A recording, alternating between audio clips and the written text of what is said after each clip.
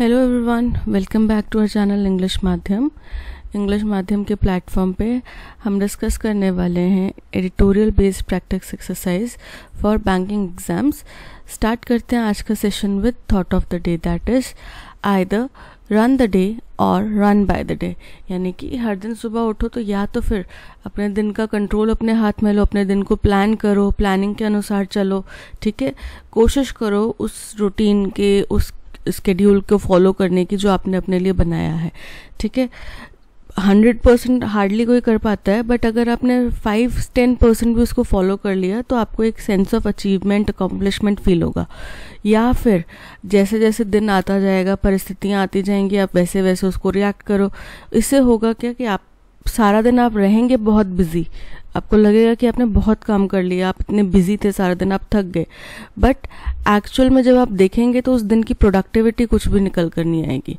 ठीक है, और हमारा मैक्सिमम जो पर्पस है वो यही है कि हम अपने जो 24 आवर्स हैं उनको मैक्सिमम यूटिलाइज करें। बीइंग अ स्टूडेंट, हर एक व्यक्ति का यही मोटिव होना चाहिए कि जो 24 आवर्स हैं उनका वो मैक्स टू मैक्स यूटिलाइज करे, बिकॉज ऑल 24 आवर्स आप स्टडी नहीं कर सकते। ठीक है, आपको 7 to 8 आवर्स स्लीप भी चाहिए, तो आपको अपना डे उस हिसाब से मैनेज करना पड़ेगा कि जो भी आपके पास बचा हुआ टाइम है उसमें आप मैक्स टू मैक्स उसको यूटिलाइज करें। ठीक है, और एक स्केड्यूल बनाएं और उसके अनुसार चलें, और कोशिश करें कि हर दिन अपना स्केड्यूल चेंज करें, हर दिन अपने शेड्यूल को डेली बेसिस पे बनाएं, बिकॉज कुछ ना कुछ चीज़ें आपको डेली बेसिस पे एडिशनल भी करनी पड़ सकती हैं। हो सकता है कि कल मम्मी को लेके कहीं बाहर जाना है या कोई गेस्ट आने वाले हैं, तो उस अकॉर्डिंग आपको अपना शेड्यूल जो है वो एडजस्ट भी करना पड़ेगा।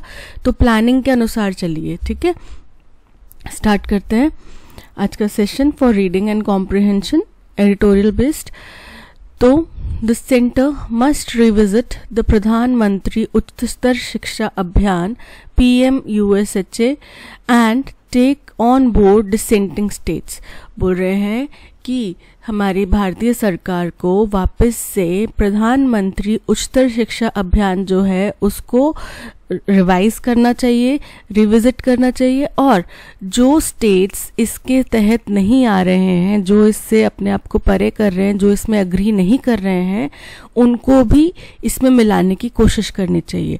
बट ये उनके ऊपर ज़बरदस्ती थोपना नहीं चाहिए कि भाई आपको ये करना ही है, हमने लॉ बना दिया, अब आपको फॉलो करना ही पड़ेगा। बिकॉज आपको पता है एक होती है यूनियन लिस्ट। ठीक है, उसके अंदर कुछ एक्शंस आते हैं जिसको स्टेट मतलब जो सेंट्रल गवर्नमेंट है केवल वही बना सकती है, कुछ पॉइंट्स आते हैं। एक होती है स्टेट लिस्ट जिसके ऊपर स्टेट गवर्नमेंट अपना फैसला खुद बना सकती है, और एक होती है कॉन्करेंट लिस्ट। ठीक है, इसके अंदर क्या होता है कि state government plus union government या फिर individually state government, individually union government अपने अपने फैसले बना सकती हैं, या तो दोनों मिलके बना लें या अपने अपने बना लें, और ये हमारे संविधान का हिस्सा है। ठीक है, तो इसमें क्या होता है, जो एजुकेशन है वो जब इमरजेंसी लागू हुई थी उससे पहले था स्टेट का हिस्सा, स्टेट लिस्ट का हिस्सा, लेकिन इमरजेंसी के दौरान में बिना किसी वोटिंग के, बिना किसी स्वीकृति के, सर स्वीकृति से पास होते ना बिल्स, तो बिना किसी स्वीकृति के इसको कॉन्करेंट लिस्ट के अंदर में डाल दिया गया। किस दौरान में? इमरजेंसी के दौरान में। ठीक है, तो अब ये है कि इसके ऊपर स्टेट या यूटी मिलके भी फैसला कर सकते हैं, या स्टेट इंडिविजुअली, अगर यूनियन गवर्नमेंट है उससे अगर वो नहीं मेल खाता तो वो स्टेट अपना अलग से भी डिसीजन इसके ऊपर ले सकता है। ठीक है, तो वो कॉन्करेंट लिस्ट का भी हिस्सा है। बट अगर हम कोई प्लानिंग बना रहे हैं, जैसे सेंट्रल गवर्नमेंट बोलती है कि मैंने ये जो भी हम जिसके बारे में आज डिस्कस करने वाले हैं प्रधानमंत्री उच्चतर शिक्षा अभियान के तहत, तो इसमें क्या हुआ कि एक नेशनल एजुकेशन पॉलिसी हमने पढ़ा था 2020 में लागू की गई। तो अब इसके अंदर क्या बोला गया कि उच्चतर शिक्षा अभियान के तहत कुछ फंड्स अलॉट किए जाएंगे, लेकिन स्कीम जो इसके अंदर एक क्लॉज लगा दिया गया, वो क्लॉज ये है कि जो ये नेशनल एजुकेशन पॉलिसी को फॉलो करेंगे, जो इसको लागू करेंगे, उनको ही इसके तहत में फंड्स दिए जाएंगे। अब नेशनल एजुकेशन पॉलिसी के अगेंस्ट में बहुत सारे स्टेट्स हैं। ठीक है, काफ़ी सारे स्टेट्स हैं जो मान चुके हैं, जो एग्री करते हैं, बट काफ़ी ऐसे भी स्टेट्स और यूटीज़ हैं जो इसको एग्री नहीं करते और नहीं मानना चाहते। तो अगर इसके तहत पीएम ऊषा योजना के तहत अगर उनको फंड्स चाहिए होंगे तो उनको एनईपी लागू करनी पड़ेगी। ये तो ज़बरदस्ती वाली बात होगी ना कि भाई आप इसको लागू करो ही करो, हम इसमें कोई चेंज नहीं करने वाले। तो ऐसा अड़ियल और स्ट्रिक्ट रवैया ना अपनाते हुए उनको कोशिश करनी चाहिए कि उन स्टेट से बातचीत करें कि भाई आपको कौन से पॉइंट्स में प्रॉब्लम है, और जो उन्होंने अग्री करा है उनसे भी डिस्कशन करें कि जो ये पॉइंट्स बोल रहे हैं कि इन पॉइंट्स में इनको प्रॉब्लम है, कि आपको भी इनमें प्रॉब्लम है या आपको ये चल रहे हैं, ठीक है। और उस हिसाब से इसको लीनियंट वे में टैकल करने की कोशिश करी जाए, किसी के ऊपर ज़बरदस्ती थोपा ना जाए, ठीक है। चलिए देखते हैं। By mandating states and union territories to implement the national education policy 2020 and adopt contentious academic criteria in order to avail funds under the प्रधानमंत्री Uchchatar Shiksha Abhiyan, the ministry of education appears to have made the central scheme exclusivist। देखो वही बात आ गई, उन्होंने क्या किया, उन्होंने mandatory बता दिया स्टेट्स और यूनियन के टेरिटरीज के लिए कि आपको नेशनल एजुकेशन पॉलिसी अपनानी ही पड़ेगी।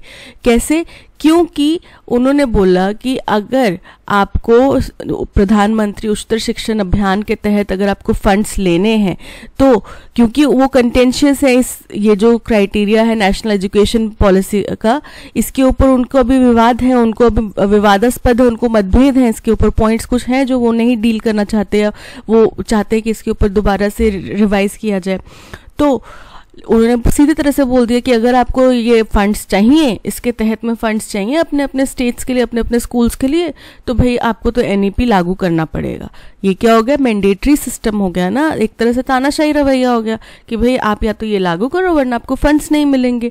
तो बोल रहे हैं कि इससे ऐसा लगता है कि मिनिस्ट्री ऑफ एजुकेशन ने जो ये सेंट्रल स्कीम है नेशनल एजुकेशन पॉलिसी और पीएम ऊषा योजना है, इसको उन्होंने क्या किया, उन्होंने इसको एक्सक्लूसिविस्ट बना दिया, यानी कि उसमें विशेषाधिकारवादी बना दिया कि भाई इसमें आप कोई भी वो नहीं होगा, अगर आपको नहीं चाहिए फंड्स चाहिए तो आप मानो, नहीं मानने हैं तो आपको फंड्स नहीं मिलेंगे।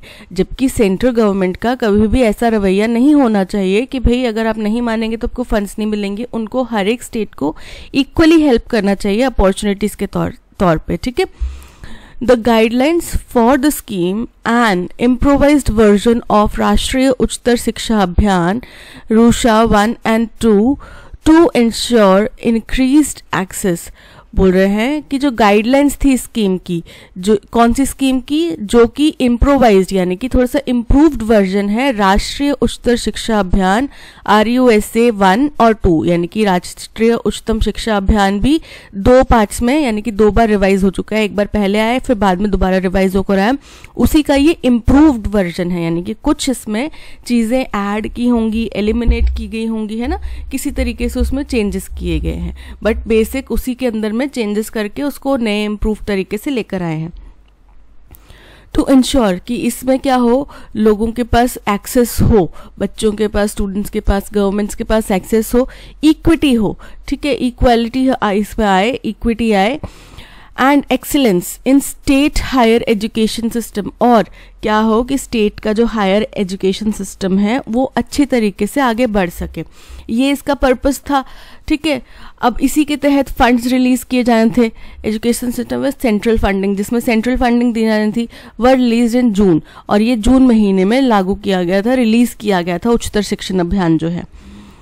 Only 22 states and union territories have joined the PM Usha, which requires a memorandum of understanding to be signed between the state and the Department of Higher Education। बोल रहे हैं केवल अभी तक 22 स्टेट्स ने और यूनियन टेरिटरीज ने ही इसको ज्वाइन करा है, जिसके अंतर्गत उनको एक मेमोरेंडम ऑफ अंडरस्टैंडिंग साइन करना पड़ेगा किसको, स्टेट गवर्नमेंट को, डिपार्टमेंट ऑफ हायर एजुकेशन के साथ में। West Bengal, Tamil Nadu and Kerala are among 14 states and union territories which have refused to get on board।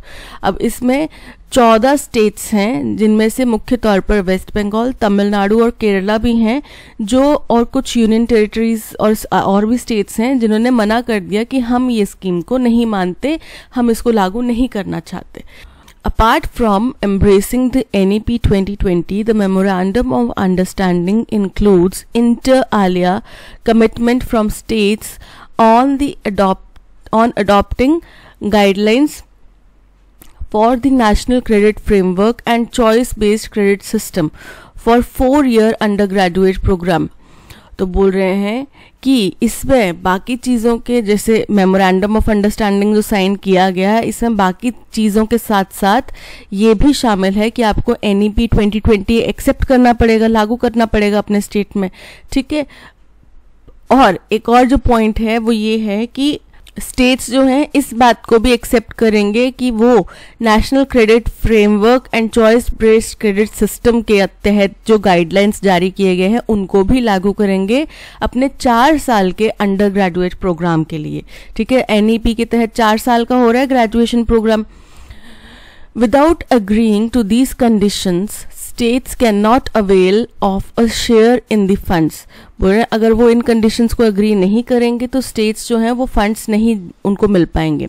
N outlay of 12,926.10 crore, जिसका फंड्स का दायरा कितना है 12,926.10 करोड़, ठीक है, बिटवीन 2023 टू 24 इस फाइनेंशियल ईयर में एंड 2025 टू 26 इस फाइनेंशियल ईयर में, earmarked to improve state run higher education, जो कि किसके लिए आवंटित करना था, earmarked मतलब आवंटित किया जाना था ताकि स्टेट्स द्वारा जो हायर एजुकेशन सिस्टम चलाए जा रहे हैं उनके स्टेटस को इम्प्रूव किया जा सके। This despite the fact that 40% of the funding has to be borne by the respective state government। और ये तब है जब ये भी सत्य है कि जो भी ये फंड्स दिए जाएंगे इसमें से 40% यानी कि अगर एक स्टेट को जितना भी पैसा दिया जा रहा है बाकी 40% जो है उसने खुद ने स्टेट ने वहन करना है, उसने खुद ने जनरेट करना है। Over the past several years, a few states have strongly opposed NEP। अब पिछले कुछ सालों में कुछ स्टेट्स ने NEP का बहुत strongly oppose किया है, उसको मना किया है। Both had the draft and implementation, दोनों ही ड्राफ्टिंग के टाइम पे भी उसको मना किया है, जब उसके ड्राफ्ट बनाए जा रहे थे, मसौदे तैयार किए जा रहे थे तब भी मना किया है, और जब उसको लागू कर दिया गया तब भी उन्होंने मना किया है। Some such as Tamil Nadu have initiated measures to draft their own state education policy। अब मैंने बताया ना कॉन्करेंट लिस्ट में आता है तो एजुकेशन को, तो उन्होंने बोला कि तमिलनाडु जैसे स्टेट्स ने अपना ही एक स्टेट एजुकेशन पॉलिसी लागू करने की कोशिश कर ली है, ड्राफ्ट करने की कोशिश कर ली है। There are demands to restore education to the state list from the concurrent list। बोल रहे हैं और ये भी डिमांड्स उठाई जा रही हैं कि एजुकेशन को स्टेट लिस्ट में शामिल किया जाए, कॉन्करेंट लिस्ट से हटा दिया जाए, where it was moved without debate during the emergency, जो कि इमरजेंसी के दौरान कॉन्करेंट लिस्ट में डाल दिया गया था, मूव कर दिया गया था बिना कोई डिबेट, बिना कोई चर्चा के। Against this backdrop, it would appear that the conditions for the PM OSHA have been tailored to impose NEP 2020 through the back door। बोल रहे हैं कि बाकी सभी जो भी इसके खामियां हैं और जो भी इसके त्रुटियां हैं उनके विपरीत ये माना जा रहा है कि ये जो PM OSHA के तहत जो कंडीशंस लगाई गई हैं वो केवल नेशनल एजुकेशन पॉलिसी 2020 को पिछले रास्ते से स्टेट्स के ऊपर लागू करने का एक तरीका है। यानी कि आप डायरेक्टली उनको नहीं मनवा पा रहे तो आपने PM OSHA योजना बना दी जिसके तहत अब स्टेट्स को NEP फॉलो करना ही पड़ेगा अगर उनको फंड्स चाहिए तो। The scheme also requires adoption of multiple entry and exit options in degree programmes. बोल रहे हैं अब ये जो स्कीम है इसमें क्या है, इसमें एक और पॉइंट भी है, एक और क्लॉज भी है। वो क्या है कि अगर आप डिग्री प्रोग्राम्स आपके स्टेट्स में चल रहे हैं तो उसके आप मल्टीपल लेवल पे एंट्री दे सकते हैं बच्चों को और मल्टीपल लेवल पे बच्चे एग्जिट भी कर सकते हैं उस प्रोग्राम को। अब यूजुअली क्या होता है कि अगर आपने एक कोर्स में एडमिशन लिया तो यूजुअली हम क्या करते हैं, फर्स्ट ईयर में एडमिशन लेते हैं और थर्ड ईयर तक ये कंटिन्यू होता है। थर्ड ईयर के बाद में आपको एक डिग्री दी जाती है, ठीक है, कि आपने ये पास कर लिया है कोर्स और अब आप जैसे BA कर चुके हैं या BA कर चुके हैं, BCom कर चुके हैं, तो वो आपकी डिग्री आ जाती है आपके पास में। इसके अलावा जो दूसरे स्पेशलिस्ट कोर्स होते हैं, स्पेशलिस्ट यानी कि आप किसी पर्टिकुलर फील्ड में जो कर रहे हैं जैसे कि इंजीनियरिंग हो गए, LLB हो गए, MBBS हो गए, ये 3 साल साल के प्लस के कोर्स होते हैं, 3 years प्लस के कोर्स होते हैं। किसी इंजीनियरिंग में 4 years लगते हैं, MBBS में 5 years लगते हैं, LLB में 5 years लगते हैं, तो ये 3 year प्लस के कोर्स होते हैं, ठीक है। बाकी जो नॉर्मल बेसिक ग्रेजुएशन कोर्सेज हैं वो 3 years के होते हैं, जिनका पर्पस ये है कि बच्चों को, कैंडिडेट्स को, स्टूडेंट्स को इस लाइक प्रिपेयर कर दें कि अगर फाइनेंशियल कंडीशंस नहीं भी ठीक है तो वो 3 साल के बाद में एक अच्छी जॉब, वेल डिसेंट अर्निंग कर सकें अपनी फैमिली के लिए, ठीक है। अब बोल रहे हैं कि इस पर मल्टीपल एंट्री प्रोग्राम डाल देंगे, कि तो हो सकता है कि फर्स्ट ईयर के मिड में डाल दें कि यहाँ पे भी एंट्री ले सकता है बच्चा, सेकेंड ईयर में डाल दें, सेकेंड ईयर के मिड में डाल दें, और सेकेंड ईयर के बाद में वो एग्जिट भी कर ले।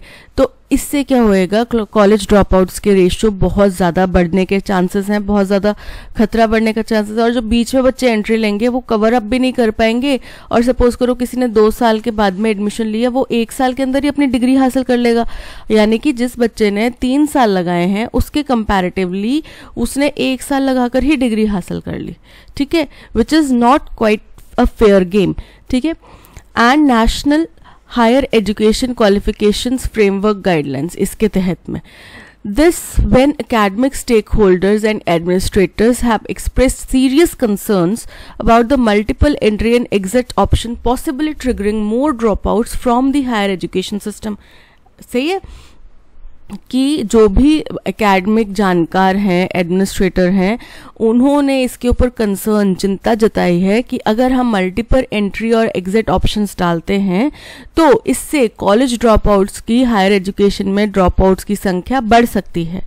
The emphasis on a 4-year undergraduate programme has also evoked concerns as to whether socially and economically backward students could afford the money and the time to pursue an extra year in college to acquire a degree।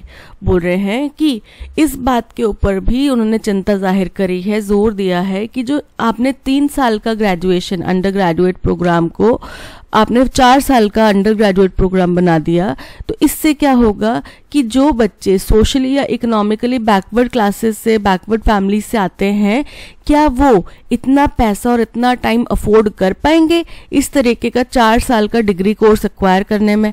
क्योंकि 4 साल का करना है और अगर उनके पास पैसा और टाइम भरपूर मात्रा में है तो वो कोई और कोर्स भी कर सकते हैं, कोई वोकेशनल कोर्स भी साइड बाय साइड कर सकते हैं, कुछ और कर सकते हैं। बट यूजुअली क्या होता है, बच्चे, देखो आपने देखा होगा 10th के बाद पॉलिटेक्निकल करते हैं कई बच्चे, नहीं उनके फाइनेंशियल कंडीशन अच्छे तो वो सोचते हैं पॉलिटेक्निकल करके जॉब मिल जाएगा, ITI करके जॉब मिल जाएगा। क्यों करते हैं? क्योंकि उनकी फाइनेंशियल कंडीशंस नहीं होती सही, है ना, तो वो सोचते हैं कि जल्द से जल्द हमें जॉब मिल जाए, हम अपनी फैमिली को सपोर्ट कर पाएं। बट अगर आपने वहीं पे एक ग्रेजुएशन प्रोग्राम को 4 years का बना दिया, यानी कि 4 साल से पहले आपको डिग्री नहीं मिलेगी, तो बच्चों के पास इतना टाइम और मनी कईयों के पास नहीं है कि वो यूटिलाइज कर सके, तो हो सकता है एंट्रीज ही कम हो। बिसाइड्स बोल रहे हैं इसके अलावा even a state supporting the NEP 2020, Meghalaya, has called for a revisit of the funding criteria and an increase in the number of beneficiary units। बोल रहे हैं कि इसके अलावा एक जो स्टेट है जो सपोर्ट कर रहा है नेशनल एजुकेशन पॉलिसी 2020 को, जो कि कौन है, मेघालय, उसने भी बोला है सरकार को कि आप दोबारा से इसको रिवाइज करो। किसको रिवाइज करो? जो हमने PM उषा योजना बनाई है ना, उसके तहत जो फंडिंग का क्राइटेरिया हमने डाला है, आप उसको रिवाइज करो। और इसके तहत आप नंबर ऑफ बेनिफिशरीज, यानी कि कितने स्टेट्स में ये बांटा जाएगा, कुछ लिस्ट होगी ना कि टॉप 5 स्टेट्स में बांटा जाएगा, टॉप 10 स्टेट्स में बांटा जाएगा, ठीक है, तो वो 12,000 समथिंग 0.10 करोड़ जो रुपीस है वो 10 स्टेट्स में बांटने की बजाय आप इसके नंबर ऑफ बेनिफिशरीज 20 कर दो, ठीक है। तो थोड़ा थोड़ा ही सही बट सब स्टेट्स को मिल जाएगा, बिकॉज उनको फंड्स की ज़रूरत है। Since its state university is in the initial stage of being operational, उन्होंने ऐसा क्यों कहा? क्योंकि मेघालय की जो स्टेट यूनिवर्सिटी है वो भी शुरुआती दौर में है, अभी अभी बनी है, अभी शुरुआती दौर में है डेवलपमेंट के, तो उनको अभी टाइम लगेगा बाकी स्टेट्स के साथ में compete करने में, ठीक है। Under these circumstances, it would be prudent for the Ministry of Education to negotiate better terms with the dissenting states. बोल रहे हैं इन स्थितियों के बीच में, इन स्थितियों परिस्थितियों के बीच में यही मिनिस्ट्री ऑफ एजुकेशन की सूझबूझ, समझदारी, विवेक किसी बात में दिखाई देगा अगर वो उन स्टेट से जो इसके विवादास्पद हैं, इससे मतभेद रखते हैं, उन स्टेट से बातचीत करके बेटर टर्म्स निकालें respecting the essence of cooperative federalism, जिसके तहत स्टेट कोऑपरेटिव फेडरलिज्म मतलब स्टेट और सेंटर के बीच में तालमेल से चलने वाली चीज़ें, ठीक है। तो उसकी जो मूल भावना है उसको रिस्पेक्ट करते हुए वो उन स्टेट से जो विवादास्पद है इन चीज़ों के ऊपर, इन पॉइंट्स के ऊपर, उनसे बातचीत करके इसका कुछ हल निकालें, ठीक है। ये हो गया हमारा पैसेज। चलिए अब चलते हैं क्वेश्चन नंबर 1 पे। क्वेश्चन नंबर 1 कह रहा है कि Based on the passage, why is the प्रधानमंत्री उच्चतर शिक्षा अभियान PM OSHA considered to be exclusivist by some states and territories? पूरे पैसेज के अनुसार प्रधानमंत्री उच्चतर शिक्षा अभियान जो है उसको एक्सक्लूसिविस्ट क्यों कहा कुछ स्टेट्स ने और यूनियन टेरिटरीज ने? तो क्यों कहा? क्योंकि उनने फंड्स को लागू करने के लिए, अगर आपको फंड्स चाहिए तो आपको NEP जो है वो लागू करनी पड़ेगी और एक स्पेसिफिक क्राइटेरिया, एजुकेशन क्राइटेरिया आपको फॉलो करना पड़ेगा, जिसके कुछ स्टेट्स अगेंस्ट में है, वो नहीं मानना चाहते इसको। The PM OSHA is only available to states with high literacy rate, ऐसा नहीं है, सभी स्टेट्स के लिए अवेलेबल है। To avail funds under PM OSHA, states must implement the National Education Policy 2020 and adopt specific academic criteria। बिल्कुल correct है, इसीलिए उन्होंने बोला कि इसको देख के तो ऐसा लग रहा है कि एक्सक्लूसिविस्ट अपने पॉलिसी बनाई है। So option B is correct. Which one of the following statements, if true, could be an accurate inference from the first paragraph of the passage? बोल रहे हैं इनमें से कौन सी स्टेटमेंट अगर सही है तो वो फर्स्ट पैसेज की एसेंस बताती है। The PM OSHA is a completely new initiative with no prior versions। बोल रहे हैं जो प्रधानमंत्री की ये उच्चतर शिक्षण अभियान वाली जो स्कीम है ये कम्प्लीटली नया इनिशिएटिव है और इसका पहले कोई वर्जन नहीं था। तो हमने पढ़ा कि इसका राष्ट्रीय उच्चतर शिक्षा अभियान 1 और 2 से जो है ये उसका इम्प्रोवाइज्ड वर्जन है, यानी कि इम्प्रूव्ड फॉर्म है उसका, तो ये इनकरेक्ट हो गया। The PM OSHA scheme is intended to make funds available to states without any conditions। ये इनकरेक्ट है। पहली कंडीशन है NEP लागू करो, दूसरी कंडीशन है कि आपको कुछ एकेडमिक चेंजेस करने पड़ेंगे, 4 साल का प्रोग्राम जो NEP के तहत है वो लागू करना पड़ेगा, और भी कुछ कई सारी कंडीशंस हैं, ठीक है। और मल्टीपल एंट्री स्कीम्स और एग्जिट स्कीम्स इसमें लागू करनी पड़ेंगी, तो ये इनकरेक्ट है। West Bengal, Tamil Nadu and Kerala have agreed to the conditions of the PM OSHA, ये भी इनकरेक्ट है। यही वो स्टेट्स हैं amongst 14 other states and union territories जिन्होंने मना किया है, तो ये इनकरेक्ट हो गया। States must adopt scientific academic criteria outlined in NEP 2020 to receive funds under PM OSHA, ये बिल्कुल करेक्ट है। उन्होंने कुछ क्राइटेरिया बताए हैं, स्पेसिफिक क्राइटेरिया बताए हैं, वही आपको लागू करने हैं NEP के तहत अगर आपको फंड्स चाहिए तो। सो ऑप्शन डी जो है वो करेक्ट है। What is the main theme of the passage? क्या है मेन थीम पैसेज की? हम नेशनल एजुकेशन पॉलिसी के लागू करने के लिए जो एक उच्चतर शिक्षा अभियान चलाया जा रहा है, बनाया गया है, उसके फीचर्स और उसके प्रोज और कॉन्स और उसके नेगेटिव इफेक्ट्स और जो स्टेट्स के अगेंस्ट में है वो डिस्कस किया हमने। चलिए देखते हैं। The benefits of national education policy, नहीं, इसके बारे में चर्चा नहीं की है। द डिटेल्ड फीचर्स ऑफ प्रधानमंत्री उच्चतर शिक्षा अभियान, तो हमने इन डिटेल उसके फीचर्स नहीं समझे हैं, पढ़े हैं, बट स्टेट्स जो इसके अगेंस्ट में हैं उनके साथ में विवादास्पद पॉइंट्स हमने पढ़े हैं, सो इनकरेक्ट हो गया। The contentious criteria of PM OSHA and the need for cooperative federalism, option C is correct. Which of the following best summarizes the author's position on the Pradhan Mantri उच्चतर शिक्षा अभियान and cooperative federalism? कि कह रहे हैं author का क्या stance है प्रधानमंत्री उच्चतर शिक्षा अभियान के तहत और कोऑपरेटिव फेडरलिज्म के तहत। तो भाई देखो, ऑथर तो बोल रहे हैं कि कोऑपरेटिव फेडरलिज्म को मेंटेन करने के लिए, आपको बनाए रखने के लिए आपको स्टेट से बातचीत करनी चाहिए। अगर प्रधानमंत्री उच्चतर शिक्षा अभियान से आप बैक डोर से NEP लागू करना चाहते हैं तो ये गलत है, ठीक है, क्योंकि ये आप ज़बरदस्ती उनके ऊपर थोप रहे हैं, जो कि समझदारी यही होगी कि आप बातचीत करके उसका हल निकालें। The author supports PM Usha and believes it is a move towards stronger federalism. Incorrect है। The author criticizes PM Usha for being an exclusivist scheme that mandates strict adherence to the NEP 2020 and specific academic criteria for states and union territories to avail central funding. Correct है, वो इसके बिल्कुल विपरीत में सोच रहे हैं कि भाई वो इसके अगेंस्ट में है कि आपने इसको कैसे ऐसे नहीं करना चाहिए था, है ना, सूझबूझ से काम लेना चाहिए था। The author believes that PM Usha is a perfect example of cooperative federalism. ऐसा नहीं है, अगर ऐसा होता तो बोलते नहीं कि आप एंड में कि आपको इसकी एसेंस बनाए रखने के लिए स्टेट से बातचीत करनी चाहिए, ठीक है, तो ये इनकरेक्ट है। The author is neutral and does not express any opinion on PM Usha और कॉर्पोरेट फेडरलिज्म, ये भी इनकरेक्ट है। उन्होंने साफ तौर पे कहा है कि ये गलत है कि आप ज़बरदस्ती उनके ऊपर थोप रहे हैं PM उषा की आड़ में NEP, ठीक है।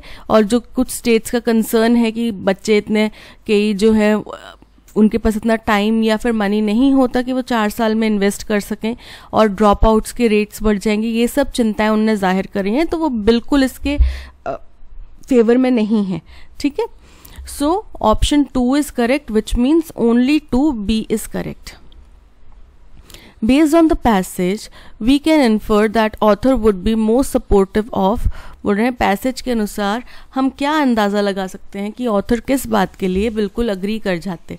तो ऑथर अग्री कर जाते अगर हम स्टेट्स के साथ में बैठ के उनसे बातचीत करते, तो है ना। Strict adherence by states to the guidelines of NEP in order to receive central funding, incorrect है।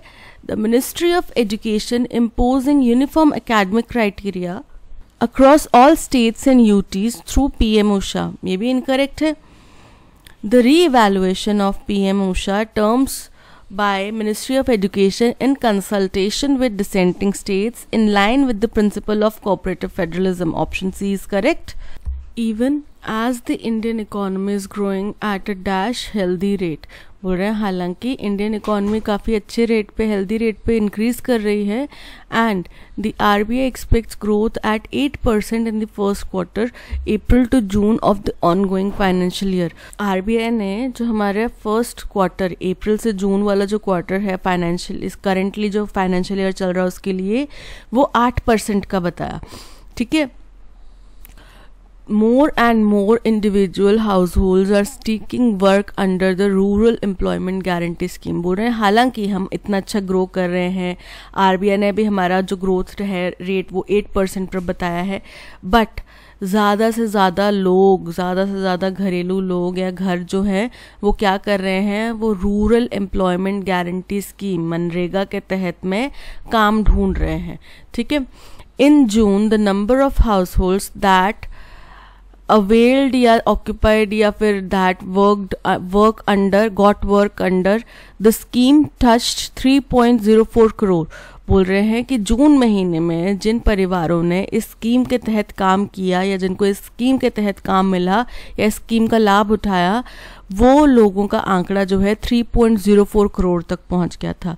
This is 10% more than those who did so over the same period last year, बोल रहे हैं ये 10% ज़्यादा है सेम इसी दौरान में, जून महीने के दौरान में पिछले साल जो आंकड़ा था उससे 10% ज़्यादा है ये। In fact, as reported in this paper, this is only the third time since April 2014 that the monthly number of the households has crossed 3 crore, बोल रहे हैं इनफैक्ट इसी पेपर पे अंदर ये कहा गया है कि ये पहली बार है अप्रैल 2014 से लेके अब तक में, ये थर्ड टाइम है जब ये आंकड़ा 3 करोड़ के मार्क को पार किया है।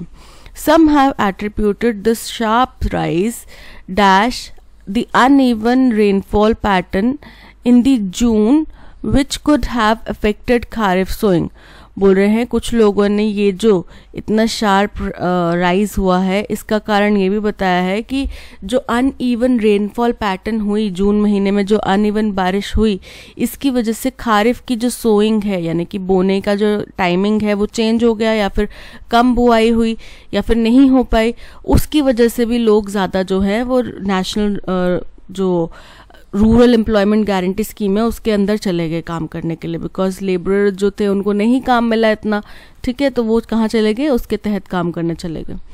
However, the data also points to a steady rise in the number of individuals seeking and availing work under the scheme over the years. बोले हालांकि ये डेटा इस तरफ भी इशारा करता है कि जो दिन प्रतिदिन साल दर साल जो इस स्कीम के तहत लोग नौकरी पा रहे हैं उसकी संख्या बढ़ती जा रही है, बिकॉज उनको शायद एक डिसेंट जॉब कहीं और नहीं मिल पा रही या फिर क्वालिफाइड नहीं है इतने अच्छे से जो उनको नरेगा के तहत काम करना पड़ रहा है. This is a worrying sign, बोल रहे हैं ये चिंता की बात है. In 2015 to 16 the number of individuals who worked under MNREGA stood at 7.2 crore. बोल रहे हैं 2015-16 में ये जो आंकड़ा था वो 7.2 करोड़ का था. By 2019 to 2020 this number has risen to 7.88 crore और 2019 से 20 के बीच में ये 7.88 करोड़ से बढ़ गया. ठीक है. Demand for work under the scheme search during the pandemic years. ये भी करेक्ट है, पेंडेमिक के दौरान काम के लोगों को बहुत ज़्यादा तलाश थी, अपने अपने गांव की तरफ चले गए थे लोग, है ना, जो डेली वेज वर्कर्स हैं, लेबरर्स हैं, वो तो सब अपने अपने गांव चले गए थे. फिर वहाँ पे वो चाह रहे थे कि हमें वहीं पे कुछ काम मिल जाए राशन पानी चलाने के लिए, right. Of course touching 11.19 crore in 2020 to 21, जिसमें 2020 से 21 के दौरान ये आंकड़ा कितना पहुंच गया 11.19 करोड़ और 21-22 में ये आंकड़ा पहुंच गया 10.61 crore. However, while it fell thereafter to 8.76 crore in 2020 to 23, बोल रहे हैं हालांकि उसके बाद में ये आंकड़ा कम हो गया, 2022-23 में 8.76 करोड़ पे पहुंच गया. It remained higher than the pandemic level. बोल रहे लेकिन फिर भी पेंडेमिक से पहले का जो लेवल था उससे तो हमेशा ऊपर ही रहा. Pointing towards a trend of more and more individuals dash the scheme, जिससे ये पता चल गया कि ज़्यादा से ज़्यादा लोग जो है इस स्कीम के तहत काम पा रहे हैं या इस स्कीम का लाभ उठा रहे हैं या इस स्कीम के तहत रजिस्टर हो रहे हैं. ठीक है. चलिए, फर्स्ट है even as the economy is growing at a dash healthy rate. तो potentially मतलब आने वाले फ्यूचर में जो होगा, बट हम बोल रहे हैं कि अभी वो अच्छा ग्रो कर रही है. एग्जैक्टली मतलब बिल्कुल सही तरीके से हेल्दी. तो हम हेल्दी रेट है, ये हमारा अनुमान कुछ और हो सकता है, किसी और का कुछ और हो सकता है, तो हम इसमें एग्जैक्टली नहीं बोल सकते. Option 4 seemingly is correct, so option B only 4 is correct. In June, the number of households that dash work under the scheme touched 3.404 crore. तो अडॉप्ट नहीं किया होगा वर्क, एनैक्ट नहीं किया होगा, क्या किया होगा, avail. Option 4 avail is correct. Reverberated नहीं किया होगा. ठीक है. Option 4 availed is correct. So option B only नहीं, option C only 4 is correct. In fact, as reported in this paper, this is only the third time since April 2014 that the monthly number of households has crossed 3 crore. बोल रहे हैं कि ये 2014 के बाद में तीसरी दफा हुआ है कि ये 3 करोड़ का आंकड़ा पार किया है. Some have attributed the sharp rise to the uneven rainfall. ये sharp rise किसकी वजह से हुआ है, uneven rainfall. So 2 is correct. 2 है 3. Option C is correct. However, while it fell thereafter to 8.76 crore, it remained higher than the pre-pandemic level, pointing towards a trend of more and more individuals dash the scheme. तो क्या होगा, rely कर रहे होंगे ना, relying on the scheme. So only 3, option C is correct. अब बोल रहे हैं यहाँ पे ये जो हाईलाइटेड स्टेटमेंट दिया है, इस स्टेटमेंट का जो पार्ट हाईलाइट किया है, इसमें अगर कोई ग्रामेटिकल एरर है तो देखो वो किस तरीके की है, अदरवाइज नो इम्प्रूवमेंट रिक्वायर्ड. ठीक है. Despite of the fact that he studied hard for exam, बोल रहे हैं हालांकि उसने बहुत मेहनत करी, पढ़ाई करी, बहुत हार्डवर्क करा एग्जाम के लिए, he could not achieve the grades he was hoping for. उसको वो रिजल्ट नहीं मिल पाया, उसके स्कोर इतना अच्छा नहीं आया पाया जिसकी वो उम्मीद करा था. Maybe he was not studying into the right direction. जब हम स्टडी करने की बात कर रहे हैं तो यहाँ पे प्रिपोजिशन इनटू जो है गलत है. बोल रहे हैं ही was not studying in the right direction. ठीक है, not into. So he was not studying in the right direction. Option A is correct. Village folks walked on the embankment to reach out our small town. So did we children when we accompanied our senior friends who went fishing to the lake. बोल रहे हैं गांव के लोग जो हैं वो embankment पे चल के, एम्बैंकमेंट क्या होता है, जैसे ये नदी जा रही है तो उसका पानी गांव में ना आ जाए उसके लिए एक स्लैंटिंग सी वॉल बना दी जाती है कि उस पानी को रोकने के लिए कि इसी के तहत वो बेहतर है बाहर गांव में ना आए. फिर उसके साथ में ही क्या होता है, थोड़ा सा पक्की सी सड़क बना दी जाती है. अगर आप पंजाब साइड में कभी आएंगे तो नहरों के आसपास में इस तरीके का एक आपको एपरेटस देखने मिलेगा, तो उसको बोला जाता है एम्बैंकमेंट. तो बोल रहे हैं जो गांव के लोग हैं वो एम्बैंकमेंट के ज़रिए चलते चलते हमारे छोटे से शहर, छोटे से टाउन की तरफ, सिटी की तरफ आते थे. सो डिड, और हम बच्चे जब सीनियर्स के साथ में, अपने बड़े दोस्तों के साथ में वहाँ पे फिशिंग करने जाते थे लेक में, तो हम भी उसी एम्बैंकमेंट का इस्तेमाल करते थे. As a child, I used to be in awe of this pristine laid-back village with isolated houses nestled in lush paddy field. बोल रहे हैं जब मैं छोटा बच्चा था तब मैं बड़ा ही ऑ फील करता था. किसके लिए? कि ये इतना साफ़ सुथरा सा, इतना पिछड़ा सा गांव है, आराम से रह रहे हैं लोग यहाँ पे, शांति से, कोई चिंता नहीं, और आइसोलेटेड घर हैं. अब शहरों में क्या होते हैं, घर एक दूसरे से सटे हुए जुड़े होते हैं. गांव के इलाकों में क्योंकि जगह ज़मीन ज़्यादा होती है तो एक एक दो दो फील्ड्स के अंदर एक एक ही घर होता है, तो खुली जगहें होती हैं. ठीक है, तो आइसोलेटेड हाउस हैं जो कि कहाँ पर है, बहुत ही हरी भरी पैडी फील्ड्स के बीचों बीच. It was quaint village with thatched houses sparsely spread across the lake. बोल रहे हैं ये एक शांत सा पुराना सा गांव था जहाँ पे जो थैच होता है ना, यानी कि घास फूस के घर बने होते हैं, ठीक है, वैसे घर थे. और ये पूरे लेक के आसपास में फैले हुए थे. About 3 miles of the town where I spent a few years of my childhood. और ये 3 miles अवे था, कहाँ से, मेरे टाउन से, जहाँ पे मैं अपने शुरुआती बचपन के दिनों में रहा करता था. The village appeared farther than it actually was thanks to the lake. बोल रहे हैं जो विलेज है वो जितना लगता था उससे भी ज़्यादा दूर था. जो विलेज है वो जितना दूर था उससे भी ज़्यादा दूर लगता था. और ये किसकी वजह से? लेक की वजह से. There was neither a motorable road nor vehicles. पूरे ना ही वहाँ पे ऐसी सड़कें थी जिसके ऊपर कोई व्हीकल, मोटरसाइकिल वगैरह या कोई भी मोटर व्हीकल जा सकता, ना ही वहाँ पे कोई भी व्हीकल थे लोगों के पास में. अब सबसे पहला तो जिक्र आएगा उस विलेज का जहाँ पे इस तरीके के घर थे, क्योंकि हमने उस विलेज की यहाँ पे डिटेल बताई. सो आर हमारा फर्स्ट ऑप्शन है.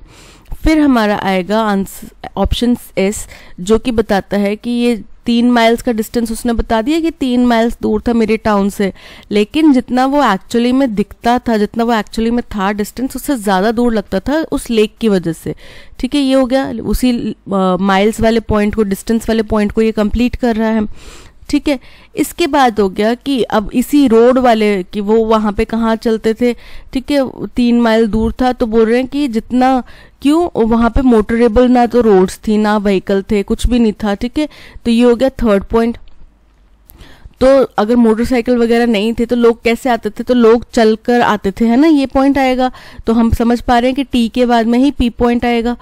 एज अ चाइल्ड बोल रहे हैं मैं जब भी वहाँ जाता था तो मैं उसको देख के बड़ा ही ऑफ फील करता था कि अरे यार कैसा है यहाँ पे, इतना सुंदर सुंदर है पर यहाँ पे सड़कें नहीं हैं. ठीक है, तो ऐसा फील करता था. सो ऑप्शन 4 यहाँ पे आ गया. और जो गांव के लोग हैं अगर उनको शहर आना होता था तो वो कैसे आते थे? वो एम्बैंकमेंट पे चल कर आते थे. सो ऑप्शन 5 ये आ गया. तो हमारा अरेंजमेंट बन रहा है RSTQP. ये हमारा अरेंजमेंट बन रहा है. चलिए क्वेश्चन नंबर 1 देखते हैं. फर्स्ट स्टेटमेंट क्या है? फर्स्ट स्टेटमेंट आर है, option C is correct. Second, R के बाद में क्या था? एस था, so option D S is correct. Third था हमारा आर एस टी, है ना, R S T, so option T E is correct. Fourth statement हमारा था Q, so option B is correct. अब यहाँ पे हमें क्या करना है, different words A B C D दिए हैं, या तो ये सेम अरेंजमेंट में रहेंगे या कुछ अरेंजमेंट चेंज होगा, तो हमें वही फाइंड आउट करना है. While writing his dissertation on the fierceness of cultural norms, the researcher encountered a divergence of opinion among various groups, leading some to infringe upon the rights of others in their heated debates. तो बोल रहे हैं कि जब वो इस जो भी ये इन्होंने लेख लिखा, जो भी इन्होंने राइट करा, उसके तहत में जब वो क्या कर रहे थे, डाइसर्शन कर रहे थे. डाइसर्शन मतलब कि एक लॉन्ग पीस ऑफ राइटिंग होता है किसी पर्टिकुलर सब्जेक्ट के ऊपर, जो कि उनको डिग्री लेने के लिए काम में आता है. ठीक है, तो जब उसके ऊपर वो अपना जो भी थीसिस या आर्टिकल लिख रहे थे, तो ऑन किसके ऊपर, ऑन डाइवर्जेंस. कल्चरल नॉर्म्स की फियर्सनेस नहीं होगी ना, उनकी डाइवर्जेंस होगी. तो उनकी डाइवर्जेंस के ऊपर द रिसर्चर एनकाउंटर्ड अ फियर्सनेस तब उनको इनकाउंटर की गई. फियर्सनेस मतलब कि quality of being strong and powerful. ठीक है, किसकी, ओपिनियन की, क्योंकि वेरियस ग्रुप्स में इसके बारे में ओपिनियन डिफरेंट होंगे, और जिसकी वजह से कुछ ग्रुप्स जो हैं वो दूसरे के अधिकारों का हनन या फिर उनका अधिग्रहण भी करते हुए दिखे इन हीटेड डिबेट्स के दौरान में. सो अरेंजमेंट हमारा बन रहा है A C B D. ठीक है, A C B D, option A is correct. 4 words are given bold, out of which 1 word is misspelled है. Even though it was exhilarating, he completed the marathon with great enthusiasm and felt a profound sense of achievement. ठीक है, तो अब देखो जिन words के तो आपको meaning पता है, मतलब अच्छे से पता है, स्पेलिंग पता है, आप यूज करते हो, आप उनका तो आसान से बता दोगे, राइट. तो चलिए देखते हैं. पहले आता है अचीवमेंट. देखो अचीवमेंट हम यूज करते हैं, अचीवमेंट मतलब कुछ हासिल करना, तो ACHIEVEMENT करेक्ट है. अचीवमेंट में कोई एरर नहीं है. ठीक है, फिर आता है एंथुजियाज्म. ये एकदम करेक्ट है, एंथुजियाज्म. मैराथन भी करेक्ट है. अब बात रह गया, अब कौन, एक्सिलरेटिंग. तो एक्सिलरेटिंग के यहाँ पे स्पेलिंग इनकरेक्ट है. एक्सिलरेटिंग के स्पेलिंग होते हैं EXHILERATING,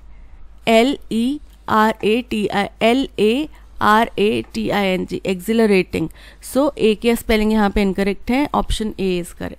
क्वेश्चन है, she showed great perseverance in her studies but her grammar was still a point of weakness. बोल रहे हैं उसने बहुत ज़्यादा दृढ़ता दिखाई अपनी पढ़ाई के दौरान में, लेकिन परसिस्टेंसी दिखाई अपनी पढ़ाई के दौरान में, लेकिन उसका ग्रामर जो था वो अभी भी एक वीक पॉइंट था. ठीक है, तो ग्रामर GRAMMAR, ग्रामर के स्पेलिंग AR होते हैं. So option C is correct. Envisages word दिया है. एनवाइजेज वर्ड का मीनिंग, जिन भी स्टेटमेंट में करेक्ट साबित हो वो स्टेटमेंट्स हमें ढूंढ कर निकालनी है, जिसमें इनकरेक्ट है वो यहाँ पे पॉइंट आउट करना है. ठीक है, एनवाइजेज का मतलब क्या होता है, किसी चीज़ को प्रिडिक्ट करना, एंटिसिपेट करना. ठीक है, although the composer envisaged smaller forces and an electronic instrument, the piece loses nothing by its present expansion.